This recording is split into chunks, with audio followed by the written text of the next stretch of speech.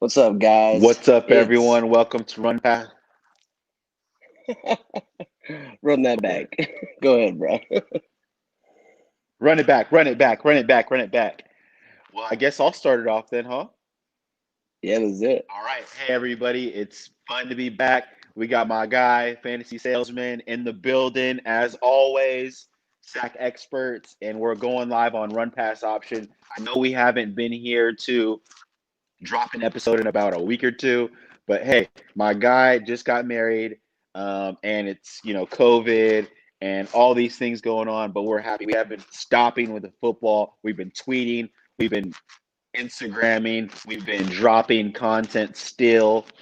Shout out to Size 13, shout out to Keith, shout out to Daniel, everyone out there who's been contributing over the past several weeks. All the support, all the listeners, man, we couldn't do it without you. We're having a lot of fun. And, without further ado, I want Matt to entry, segue, and all of the above, what we got going on. Yeah, I mean, I guess I appreciate you guys staying consistent. Of course, the fantasy season doesn't start if someone gets married and goes on their honeymoon, but we're back. We're full go, preparing for these playoffs. Gonna discuss some of these players that are kind of either flipping a lid right now or injured, whatever that looks like. We're ready to kind of dice it up and let you guys know what we think. What's our first segment? So, you know what? We wanted to jump right on in and talk about, since it's week 11, who are some of the guys who have been like a MVP at their position, for whether that's for your team or for fantasy football in general.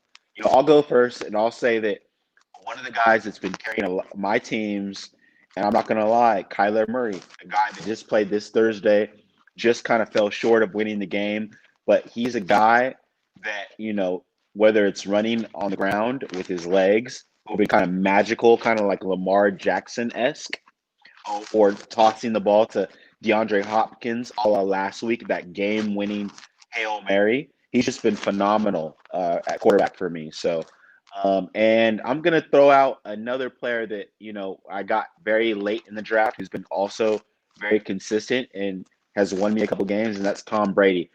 Old Faithful, still coming out. He dropped, 30 plus fantasy points for me last week in week 10. And I think that he's going to have a good matchup against the LA Rams this week. How about for you, Matt? Any wide receivers, running backs, quarterbacks that you jumped out at you for MVP this year, Yeah, of course. fantasy So wise?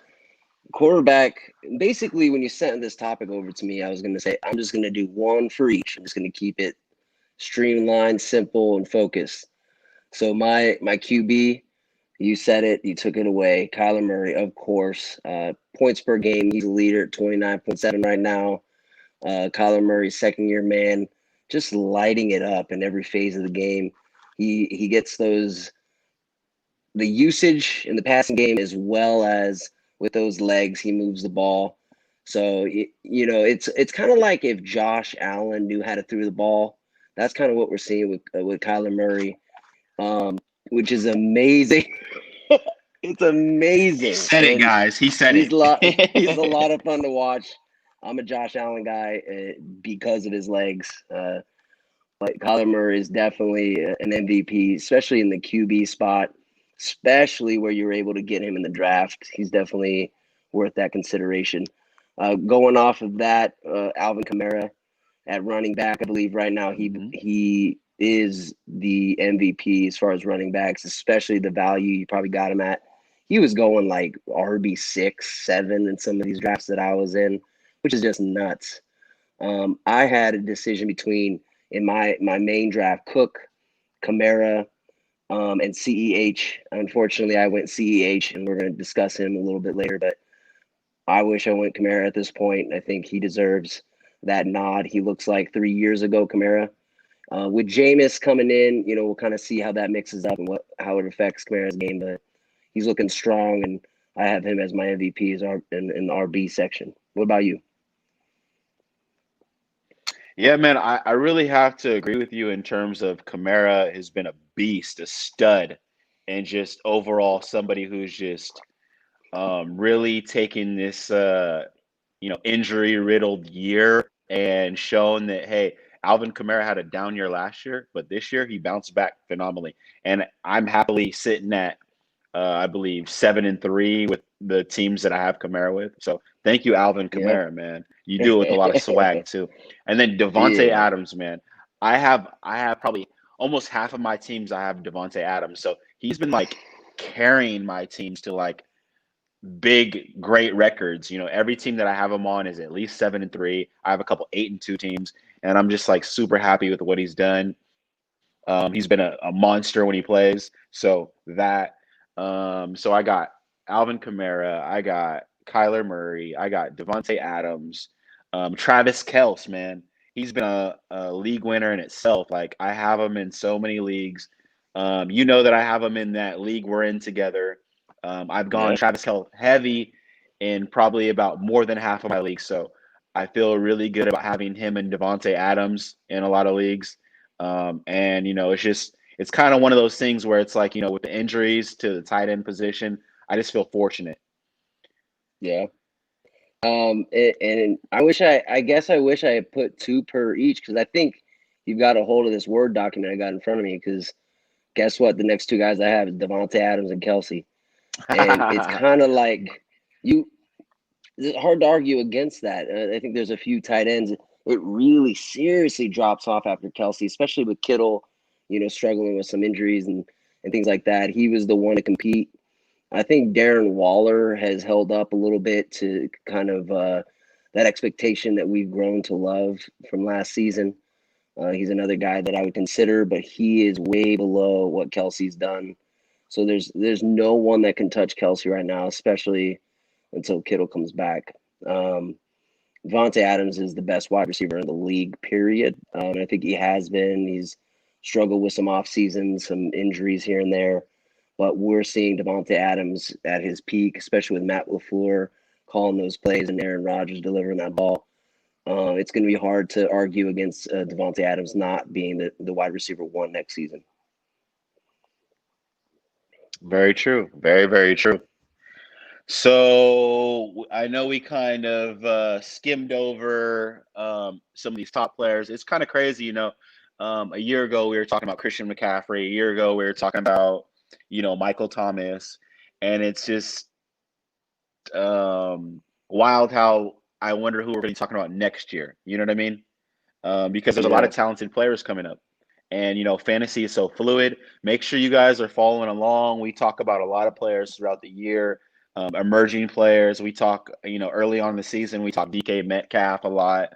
Early on in the season, we talked about, Terry McLaurin. We've talked about a lot of these guys that have kind of just emerged. And, we're excited to see what they do the end of this year and finish the season out and next year. So, I hope you guys are listening because we're dropping some gems on you guys. And Matt's been beating you guys over the head with RB, RB, RB, RB. And one of his guys, Josh Jacobs, just exploded last week, of course. So just keep following along the journey. Vegas We're really Raiders. excited. Absolutely, Vegas Raiders, man. My Vegas, team over baby. there. So I know we have a couple things on the agenda too. So I believe that the next one we wanted to talk about was Jonathan Taylor and CEH, the two top consensus running backs in the draft, and then we just kind of hit like a U-turn and we saw the emergence of guys like DeAndre Swift, who just exploded last week. And is this something that's going to be happening like for the next couple seasons? Is DeAndre Swift going to be in that tier with CEH and Jonathan Taylor, who've kind of seemingly like underperformed, right? And then there's J.K. Dobbins, and there's and Antonio Gibson, who is another name out there who just has seemed to outproduce, these big names like CEH and Jonathan Taylor. What are your thoughts on those two guys or the collective unit? Yeah, so I'll start with Clyde and see, bump it over to you to see what you think as well. I think Clyde is definitely a Sure. victim of a game script.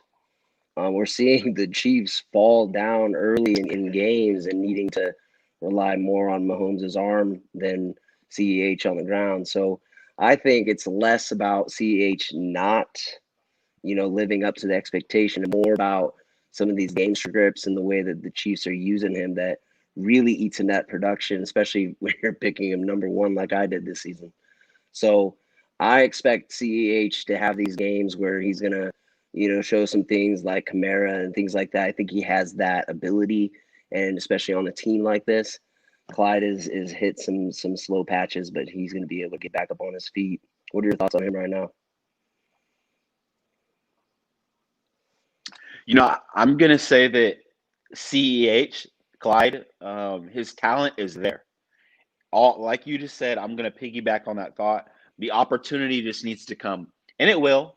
It will show eventually. CEH will have big games. Now Jonathan Taylor, on the other hand, it concerns me a little bit because I like his talent. I really liked him out of college, but it seems like they're in a real three-back committee, and even though they do run the ball a lot, some of those other backs have shown that they can catch the ball, they can run the ball, and Wilkins, Naheem Hines is who I'm referring to, and those guys are really taking a stranglehold of their opportunities. Mm-hmm. Hines seems like he's on third downs, and Wilkins is mixing in on first and second. And so Jonathan Taylor has to have one of those breakout games, and I think he's got the talent to do it. It just he needs to just really grab that bull by the horns and just go, man. I need to see like a 65, 75-yard touchdown, and I want to see him take a hold of that backfield with a vengeance by the end of the year. So it'll be interesting, but I think that both of those Mm-hmm. guys, CEH and Jonathan Taylor, have the talent to do it, but it just, they're young. They need to get better at their pass protection. They need to get the trust of their teammates and their coaches as well. So, Of course. So with GT, or excuse me, JT, I think it's more, and the committee definitely hurts, and the kind of the construction of that team really eats into his style of play. He needs the ball, and he needs the ball mhm. often to perform, to learn, to grow, to progress in his footwork as well as his vision. I think, like I've said before, he was my number one running back coming out of college, and he was the best running back in college for a couple of years. So I think it's more of a classic story of adjustment to the level of play in the NFL and some of the defenses he has to play, as well as what you've said. We saw. I think what he needs to work on is the way that he speeds up in his vision and progressing through a play, recognizing those holes and hitting them hard. Right now, I think he's doubting himself a little bit. He's been slapped a few times, and his decision making needs to improve. And if it doesn't improve, he's going to have a very difficult time finding work on a team and progressing into that elite level, like someone like Kamara or Cook or Ezekiel Elliott, McCaffrey, you name them. I think you've named a lot of young guys and comparing them, Gibson and DeAndre Swift and whatnot. But I think at this level play, you need to start comparing them to the big dogs. You need to start comparing them to Ezekiel Elliott and those guys, because if they're not one of those, I will not draft them in the first round or in the second round. And JT right now and CH kind of with that situation, I'm not sure that I value them like I would someone up there. So that's where the comparison coming off of college, where like they are the big dog, they are the best guys, and coming into the Mhm. NFL, the big ocean compared, and they're not. JT especially, he's not showing me that he's willing to take, like you said, take the bull by the horns and take control of this backfield. We're going to see a committee because Hines knows what he's doing. Marlon Mack, here and there, or whatever, but he's going to have to compete with his teammates. And if you're the third guy on the totem pole, which kind of he is at times, I don't want him in fantasy, and I don't think he shows the, excuse my language, the balls right now to really take control of that backfield and give us fantasy players justice. Seeing him as the number one coming out of college. So, like you said, we'll see. Fair. That's a fair assessment. I like it. I like it a lot, my man. And it just, I think that it's been interesting too. We kind of wanted to also mention, everyone out there that there's going to be some teams that are 4-6 or 5-5 or even 6-3, and they're wondering, am I going to be in the playoffs or am I going to have a position in the playoffs where I can compete? And, our thoughts on this are, don't give up. Utilize that waiver wire. Go grab players like, um, Ahmed or Fulgham or, Mike Kalen Balaj. Davis or Gio Oh, Bernard or Brandon Ayuk, Kalen Balaj, grab these gross. players that can win you a week and Yeah. utilize your ability to stream players on the waiver wire or to make priority pickups, on defense and player, if there's an opportunity that can give you an advantage against your opponent and win you a week, maybe you're dropping a player that's not useful, like a T.Y. Hilton or some of these guys that haven't really produced. Don't be afraid to do it at this point. You have to go all out and try to make playoffs because it's no fun sitting on the sidelines and watching your buddies in your home league talk about how they keep winning or how you just missed playoffs because weren't studious enough to make that pickup or you weren't really excited Mm-hmm. enough to get on that waiver wire and stream something. So I'm really, we really wanted to press that, hey, be open and willing to make adjustments to your roster.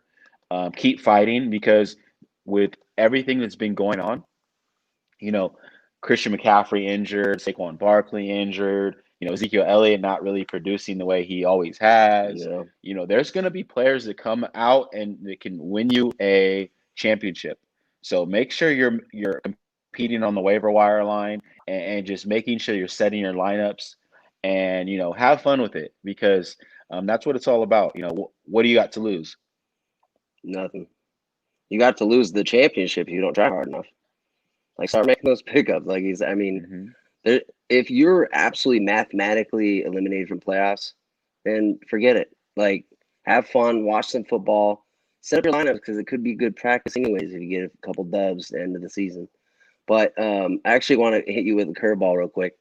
My man Kenneth messages us on Fantasy Analyzers at Fantasy Analyze, and every week he comes up with some good ones that he's going through as far as Hmm. starts and sits. So I want to hit you with one. He brought one to Hmm. me. Hmm. I think it was Let's earlier do it. this morning, and he said, "Would you play Christian Kirk over Robert Woods this week?"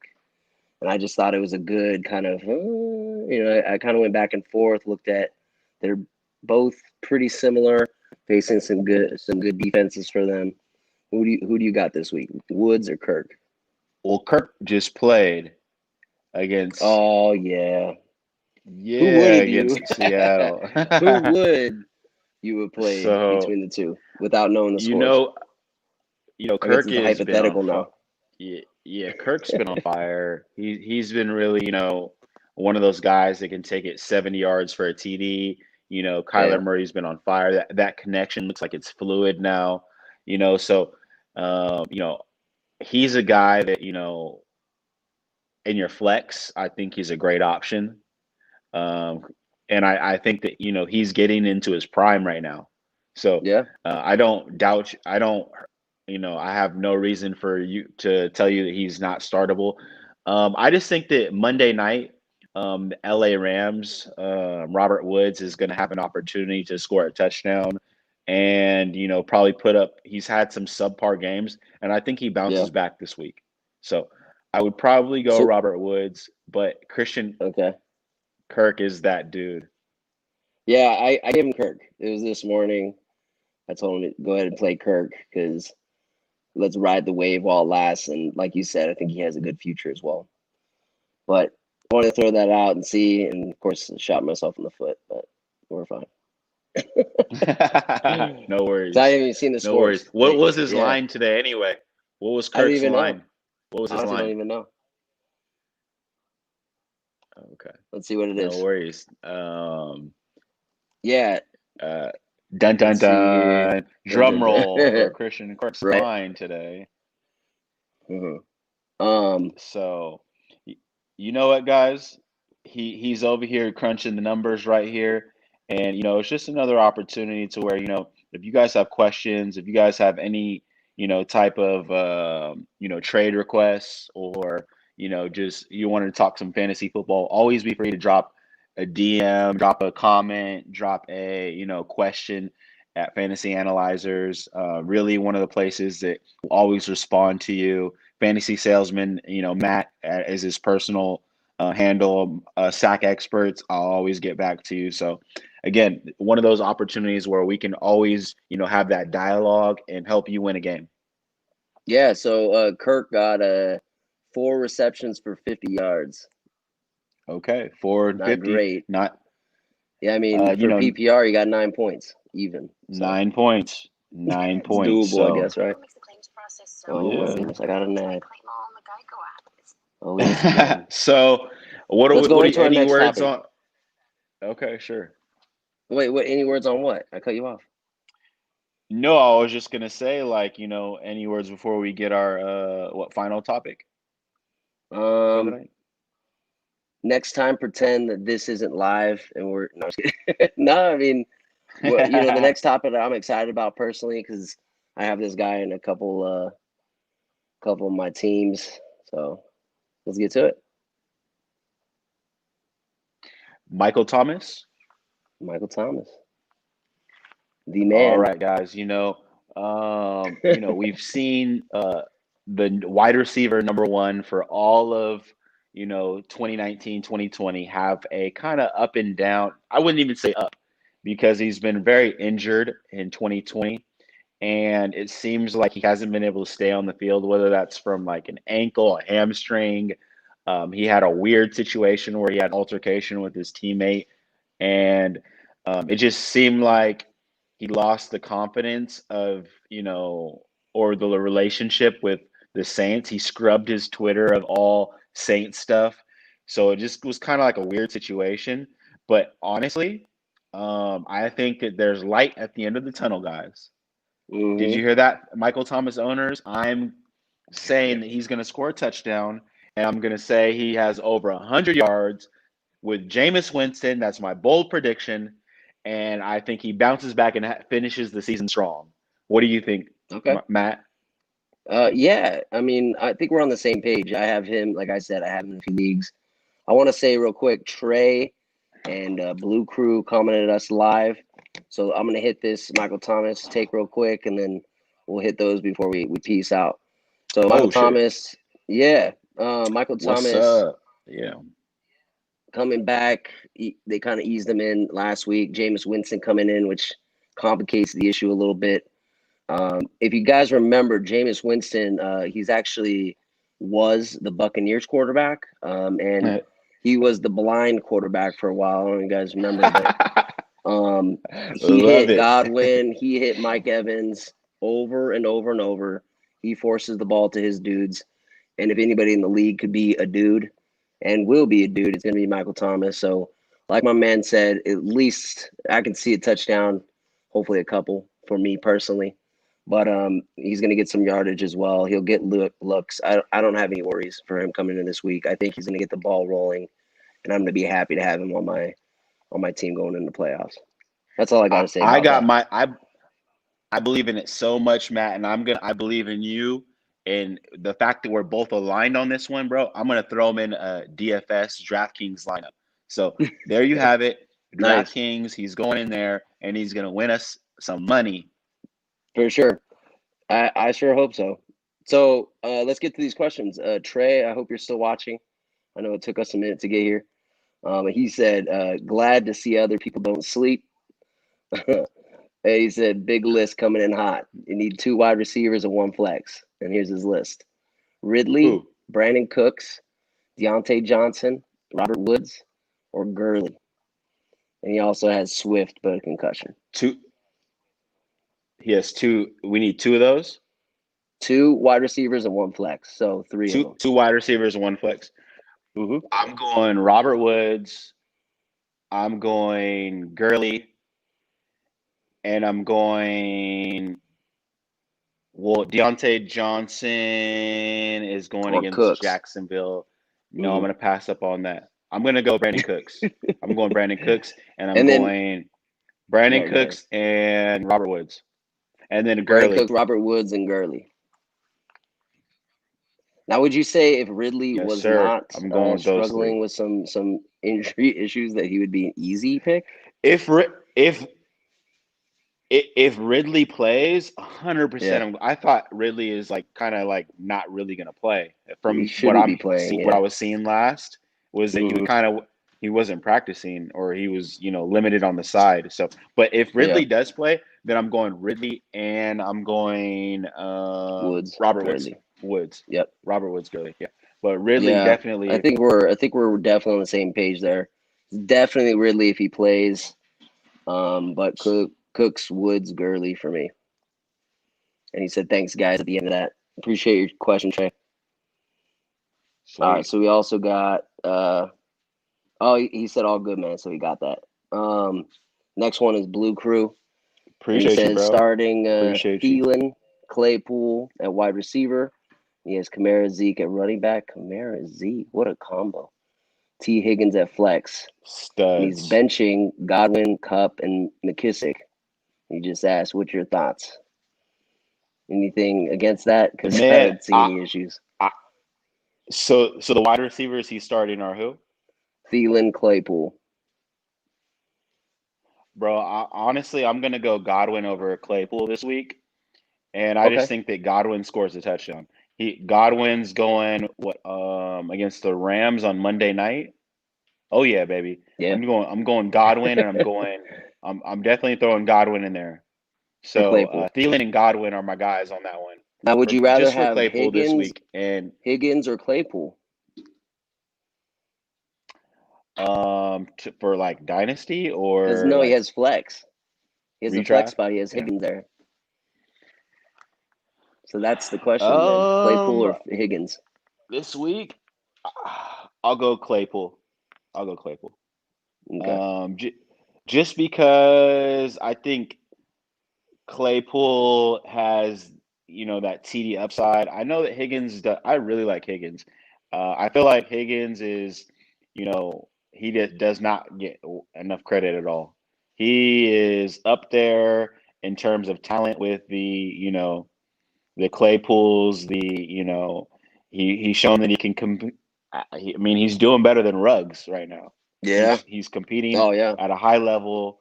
He's shown that he's got the hands, the speed combination, and the connection with Joe Burrow. I'm a fan of him. So, but no, For I'm sure. not benching Godwin. I'm going to go ahead and start Godwin, Thielen, and then probably Claypool. But actually, I would probably go Thielen, Godwin, and Cup because Cup's also on Monday. You keep Yeah, I'm changing going. your mind, bro. No. This is my final answer. All Thielen, right. Godwin, Cup. All right, Blue Crew, Thielen, Godwin, Cup, and point Oh 0.5 man. PPR. Okay. Cup and I Godwin score mean, touchdowns, guaranteed. Cup and Godwin score touchdowns this now week, now guaranteed. it's hard for me to like bet on a touchdown because it's up Yeah, to the game script. It's up to the sure. so many factors that play into whether someone gets a touchdown or not. Um, Monday Night Football. that's a factor that plays into more touchdowns usually, I think, statistically. Hmm. But big plays and things like that, they love to toss it up with the lights and whatnot. But I think you're pretty spot. I, this is rough. I mean, Thielen, let's just keep him in It's not there. as easy, huh? It's like Cook is there, and that's who gets the ball. So How it's could really you hard take him out? even starting with Thielen. I like Thielen to had play 2 TDs Cook, last week. Cup, Claypool.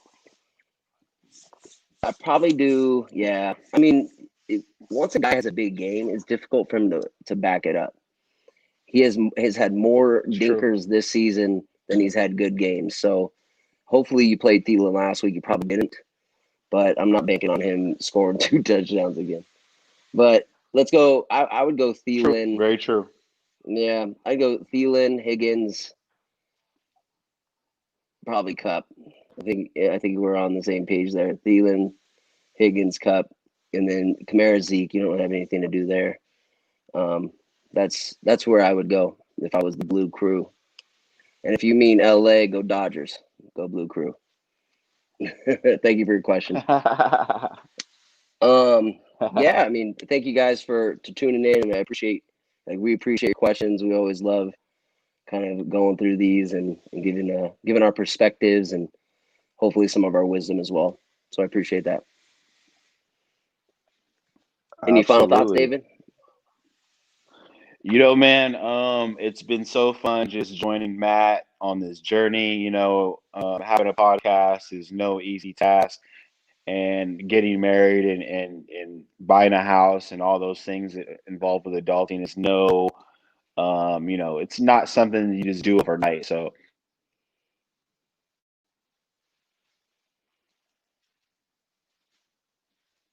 Appreciate you guys tuning in. Next week we'll be here Thursday. We'll also be here live Sunday morning, 8 a.m. Pacific Standard Time. So we'll see you guys then. I appreciate you tuning in as well as your questions. You have a good night.